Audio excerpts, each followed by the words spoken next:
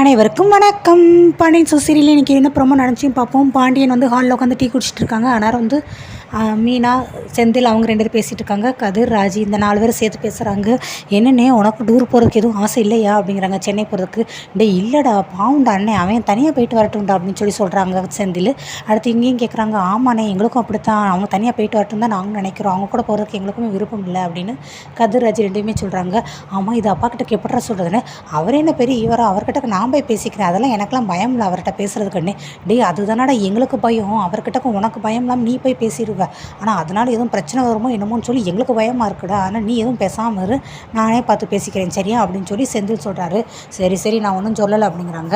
நீங்கள் 2 பேர் அமைதியாக இருங்க, நாங்கள் பேசிக்கிறோம் அப்படின்ட்டு லேடிஸ் 2 பேர் மீனாவும் ராஜியும் சொல்கிறாங்க. நீங்கள் 2 பேர் இப்படி பேசுவீங்க, அதெல்லாம் வேண்டாம், ஏற்கனவே எங்கள் அப்பா உங்களுக்கு 2 பேருக்கு நல்லா வாங்கி கிட்டிட்டு நீங்கள் வந்து போதாதா அப்படின்னு சொல்லி செந்திலும் சொல்கிறாரு. அதுக்கடுத்து அவர் பேசிகிட்டு இருக்கிறத காணிச்சிட்றாரு. என்ன அப்படின்னு சொல்லி கேட்குறாரு பாண்டியன். அதுக்கடுத்து இவங்க உள்ளே போய் சொல்கிறாங்க. மாமா, இந்த வந்து நாங்கள் நேற்று தான் நீங்கள் சொன்னீங்களா, அதெல்லாம் பற்றி யோசிச்சுட்டு இருந்தேனே. என்னதுப்பா, எதை பற்றினே? அதான் மாமா, சென்னைக்கு நீங்கள் சொன்னீங்களே அப்படிங்கிறாங்க. ஆமாம், சென்னைக்கு போகிறதுக்கு நீங்கள் 6 பேர் போகிறதுக்கு. ஆமாம், என்னப்பா அப்படிங்கிறாங்க. இல்லை, ஆஃபீஸில் லீவ் எத்தனை நாள் எடுத்தேன் என்ன ஏதுன்னு சொல்லி கணக்கு போட்டு பார்த்தேன்னா 1 வருஷத்துக்கு இவ்வளோதான் எடுக்கணும் அப்படின்னு சொல்லி இருக்குமாம்மா அப்படிங்கிறாங்க. என்னப்பா அப்படிலாமா இருக்குது அப்படின்னு சொல்லி பண்ணி கேட்குறாரு. ஆமாம்மா, 1 வருஷத்துக்கு இத்தனை நாள் தான் லீவ் எடுக்கணும்னு சொல்லி இருக்குது. நான் ஏற்கனவே அந்த லீவ் எல்லாத்தையுமே எடுத்து முடிச்சிட்டேன்னா, அதனால் இனிமேல் என்னால் லீவ் எடுக்க முடியாது. ஸோ அதான் யோசிச்சுட்டு இருந்தேன், அதனாலப்பா அப்படிங்கிறாங்க. இல்லைம்மாம்மா, அதனால் சென்னைக்கு நாங்கள் போக வேண்டாம்னு நினச்சிட்ருக்கோம் அப்படிங்கிறாங்க. ஓ அப்படியா, அது வேறையா உங்களுக்கு? அப்புறம் உனக்கு என்னப்பா ராஜி அப்படிங்கிற. இல்லைம்மாம்மா, நான் இப்போ தான் கோச்சிங் சென்டருக்கே நானும் சேர்ந்துருக்கேன், சேர்ந்த உடனே லீவ் போட்டால் என்ன நினைப்பாங்க, அதுக்காக தான் நானும் யோசிக்கிறேன் அப்படிங்கிறாங்க. உடனே கோமதியும் பக்கத்தில் இருக்காங்க. என்னடி ஆளாளுக்கு இப்படி சொல்கிறீங்க அப்படிங்கிறாங்க. பாத்தியா கோமதி, நீ தான் என்னமோ சொன்னியே, நான் இவங்களை பற்றிலாம் எதுவும் யோசிக்க மாட்டேங்கிறேன், எதுவும் சரி நினைக்க மாட்டேங்கிறேன் அப்படின்ட்டு. ஏன்ப்பா இப்பெல்லாம் பேச சொல்லி இவங்க 2 பேரும் உங்கள்கிட்ட சொன்னாங்களா? அவங்க தான் எங்கேயும் போக வேண்டாம்னு சொன்னாங்களா? இவர் சொல்லி நம்ம என்ன கேட்குறது, இவர் சொல்லி நம்ம ஊருக்கு போகலாம் அப்படின்னு சொல்லி இவங்க 2 பேரும் நினச்சிட்டாங்களோ? கேட்டுக்கோ கோமதி, அவங்களுக்கு நான் எதுவுமே பண்ணல. நான் பாரு, இவங்களுக்காக எவ்வளோ தூரம் யோசிச்சிருக்கேன், ஆனால் அது எதுவுமே வேண்டாங்கிறாங்க. இனிமேல் எப்போனாலும் சரி, இவங்களுக்காக நீ எதையுமே வந்து வக்காலத்து வாங்கிடாது, இவங்களுக்கு எந்த நிமிஷத்தில் கூட நான் யோசித்து பேசவே மாட்டேன், எதையுமே இவங்களுக்காக நான் செய்யவே மாட்டேன் அப்படின்ட்டு கோவப்பட்டு பண்ணி நினச்சி போயிடாரு. கோமதிங்கிறாங்க. ஏண்டி உங்களுக்கு இவ்வளோ இது இருந்துச்சுன்னா என்னை இப்படி பண்ணியிருப்பீங்க, அன்றைக்கே நான் சொன்னேன் பார்த்தியா, யார் கேடுபட்டு போனால் எனக்கு என்னன்னு சொல்லி பேசாமல் இருக்கணும்னு, அப்படியும் மீறி எனக்கேற்ற அப்படி சொன்னீங்க அப்படின்னு ராஜி கேட்குறாங்க.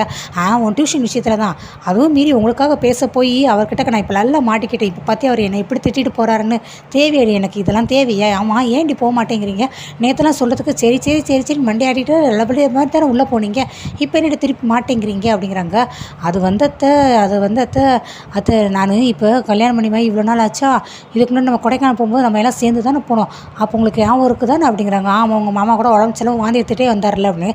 ஏன் அந்த உடனேயும் வச்சுட்ருக்கீங்க, எவ்வளோ நல்ல விஷயம் இருந்துச்சு, நம்ம 2 பேரும் கை கொத்துக்கிட்டே கோயிலுக்கு போனோம், அங்கே இருக்கிற மலைகள்லாம் போய் கோயிலில் போய் சாமி கும்பிட்டோம், எவ்வளோ நல்ல விஷயம் இருந்துச்சு, வெளியில் போய் காஃபி குடித்தோம், எவ்வளோ நல்லா இருந்தது, அதில் உங்களுக்கு ஞாபகம் இல்லையா அப்படின்னு மீனா கேட்குறாங்க.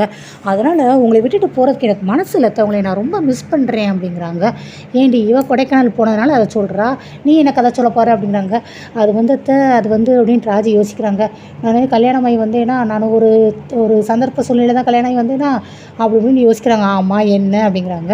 இல்லைத்த, நான் கல்யாணம் ஆகி வந்ததுலேருந்து உங்கள் கூட சரியாகவே நான் டைம் ஸ்பெண்ட் பண்ணவே முடியலையா, இப்போ நம்ம எதுனாலும் பாருங்களேன், அந்த மயிலக்கா இருந்தால் நம்ம எதுவுமே பண்ண முடியல. முந்தில் நம்ம எவ்வளோ ஜாலியாக சிரித்து பேசுவோம், இப்போ ஒரு போண்டா சாப்பிட்னா கூட மயிலக்கா இல்லாத நேரம் பார்த்து பயந்து சாப்பிட வேண்டியது இருக்குது.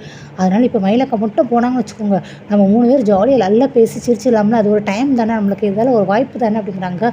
ஓ அதனால சொல்கிறீங்களாடி 2 பேரும், எங்கடி என் மேலே அவுட்டு பாசமாக உங்களுக்கு அப்படிங்கிறாங்க. ஆமாத்த அப்படின்ட்டு 2 பேரும் சொல்கிறாங்க. சரி அதுவும் நல்லதான், நீங்கள் எங்கேயே இருங்க, ஊருக்கெல்லாம் போக வேண்டாம், நம்ம 3 பேர் எல்லாம் ஜாலியாக என்ஜாய் பண்ணலாம் அப்படின்னு சொல்லிட்டு அவங்க நம்பிடுறாங்க. ஐயோ, உங்கள் 2 பேர்கிட்ட பேசிக்கிட்டே இருந்ததில் மறந்துட்டேன், செல்விக்கா முருங்கைக்கீரை வாங்கிட்டு வரேன்னு சொல்லிச்சு, நான் போய் வாங்கிட்டு வந்துடுறேன் அப்படிங்கிறாங்க. அடுத்து மீனா ராஜியும் சொல்கிறாங்க. என்ன ஊர் உலகத்தில் மாமியார்னு பேய் பிசாசு அப்படி இப்படின்னு சொல்லி பயங்கரமாக பயமுறுத்தி வச்சுருந்தாங்க, ஆனால் நம்ம அத்தை என்ன இப்படி இருக்காங்க, இப்படி வெகுந்தியாக வெள்ளந்தியாக இருக்காங்க, நம்ம என்ன சொன்னாலும் நம்பிடுறாங்க, அவங்க கோவம் டக்குன்னு எங்கே போச்சுன்னே தெரியல பாரு அப்படிங்கிறாங்க. ஆனால் ஆமாக்கா, அத்தை இவ்வளோ நல்லவங்களா இருக்காங்களே அப்படின்ட்டு ராஜியும் சொல்கிறாங்க. நெக்ஸ்ட்டு மொட்டை மாடியை கட்டுறாங்க. செந்தில், சரவணன், கதிர், பழனி சித்தப்பா எல்லாருமே அங்கே உட்காந்துருக்காங்க. ஆனால் அவங்க பேசிகிட்டு இருக்காங்களே, பேசாதீங்களே கூட, நான் எல்லோரும் கோவமாக இருக்கேன் அப்படின்னு சொல்லி சரவணன் பயங்கரமாக வருது. ஆனால் ஏனே நீ மட்டும் போயிட்டு வானே, நான் தாண்டா உங்கள் மேலே ரொம்ப பாசம் வச்சுருக்கேன். ஆனால் நீங்கள் யாருமே என் மேலே பாசமே வைக்கலடா. என்ன உங்களுக்கு பிடிக்கவே இல்லைடா. அப்படி இல்லாட்டினா ஏன்டா சென்னைக்கு வரலன்னு சொன்னீங்க உடனே, "நே அதெல்லாம் ஒன்றும் இல்லைண்ணே, சென்னைக்கு அதான் சொன்னமே காரணம் சொன்னமே அப்பா கிட்டே. நீங்கள் அப்பா கிட்ட சொன்ன காரணத்தை தவிர ஏதோ ஒரு ரீசன் இருக்குது, அது என்னன்னு என்கிட்ட சொல்ல மாட்டேங்கிறீங்க. பூங்கடா நம்ம எல்லோரும் 6 பேர் ஜாலியாக போகலாம், ஒரு பெரிய கார் பிடிக்கலாம், சினிமா, பீச்சு, தேட்டரு, பார்க்கு, கடல், இப்படி எல்லா இடத்துக்கும் போகலான்னு சொல்லி எவ்வளோ ஆசையாக தெரியுமா? இப்படி பாட்டிங்கண்ணே நே அதெல்லாம் நீ ஜாலியாக போய் என்ஜாய் பண்ணி சுற்றி பார்த்துட்டு வானே. ஏன்னா கொடைக்கானலுக்கு குடும்பத்தோடு போகணும், அது ஒரு சந்தோஷம் தான். இருந்தாலும் மீனாவும் நானும் டைம் ஸ்பெண்ட் பண்ணவே முடியல தெரியுமா? ஏதோ கடைசி ஒரு அரை மணி நேரத்தில் கதிரோட புண்ணியத்தால் அவனோட ஐடியாவால் நாங்கள் கடைசி நேரம் போட்டிங் போயிட்டு வந்தோம் தெரியுமா அப்படிங்கிறாங்க. பழனி டே இதே எப்படா பண்ணீங்க, இதெல்லாம் எனக்கு தெரியவே தெரியாதுண்ணே. அது ஒரு அரை மணி நேரம் மட்டும் போனோமாம்மாண்ணே. அதனால தானே சொல்கிறேன், நீ அண்ணி ஜாலியாக போயிட்டு வாங்க. இப்போ நம்ம 6 பேர் போனோம்னு வச்சுக்கோங்க, 6 பேர் எங்கே போகணும், எந்த இடத்துக்கு போகணும்னு சொல்லி ஒவ்வொரு டிசிஷனாக இருக்கும். அது ஒவ்வொருத்தரட்டை கேட்டு கேட்டு எடுக்கிறவங்களே அந்த நேரமே ஓடி போயிடும். அதனால் நீ மட்டும் போயிட்டு வானே, அதான் நல்லாயிருக்கும் அப்படின்னு சொல்லி கதிரும் சொல்கிறாங்க. ஆனால் ஒன்றுனே நான் சொல்கிறத மட்டும் நீ நல்லா கேட்டுக்கோ. சென்னை போய் அப்பா கிட்ட போய் யாரையும் பார்க்கணுமா, எதுவும் வாங்கணுமா, எந்த வேலையும் செய்யணுமா, தயவு செஞ்சு மட்டும் கேட்டுறத. அப்புறம் நீ எங்கேயும் போய் என்ஜாய் பண்ணி சுற்றி பார்க்கவே முடியாது.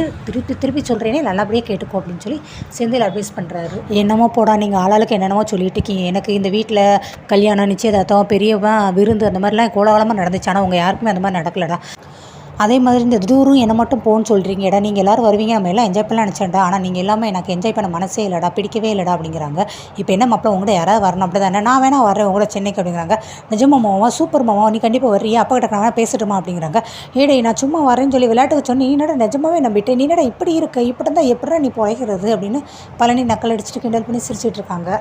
நெக்ஸ்ட் வீடை காட்டுறாங்க. வீட்டில் கோமதி அவங்களுடைய பொண்ணு எல்லாம் உட்காந்து முருங்கைக்கீரை கை பார்க்குறாங்க. என்னடி முருங்கைக்கீரை கை பார்க்குற, ஒரு கீரை கூட கை பார்க்க தெரியலன்னு போகிற இடத்துல என்னை திட்டுறதுக்கா அப்படிங்கிறாங்க.